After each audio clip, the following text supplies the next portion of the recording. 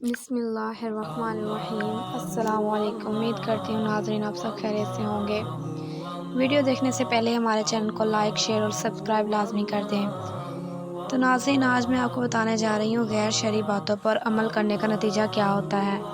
बारात बजाए दुल्हन की दूल्हे के घर लाश ले गई। बीवी की बहन जिसको साली कहा जाता है। ऐसे हिंदुआना कल्चर से मुतासिर आज भी कई लोग साली को आधी घरवाली या आधी बीवी कहते हैं। गुलाम मुस्तफ़ा घर का इसी तसव्वुर से उजरा और तहमीना दरानी ने पूरी किताब में डसाई लिख मारी। इसी तरह पीरोपगार साहब ने भी साली को आधी घरवाली बीवी कहकर अपने किरदार को मुनकशिफ किया। और अब 2 अगस्त की खबर के मुताबिक इसी जुमले ने यूँ गुल खिलाया कि मलका हांस के नवाही गांव रंगड़वाला में शादी की तकरीब इस वक्त मातम कंदा बन गई जब दुल्हन के भाई ने दूल्हा और दूल्हा के भाई ने दुल्हन के भाई को कत्ल कर दिया। नाज़रीन, निकाह के बाद दूल्हा को दूध पिलाई की रस्म के लिए बिठाया गया।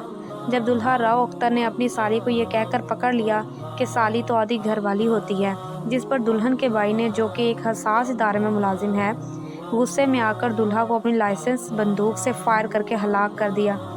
दूसरी तरफ दूल्हा के भाई को रौनक अली जब खबर मिली तो इसने अपने माउजर से फायरिंग करके भाई के कातिल राव अली अकबर को भी मौका पर हलाक कर दिया।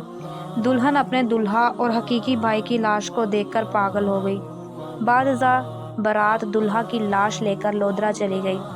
कारण ये है गैर शरई अमाल का नतीजा जो लोग भुगत रहे हैं, मगर बाज फिर भी नहीं आते।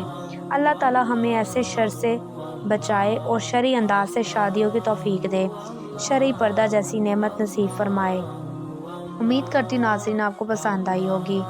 हमारी वीडियो में ऐसे ही दिलचस्प वाक़यात और हकीकी मौजू पर मबनी आपको वीडियो मिलेंगी।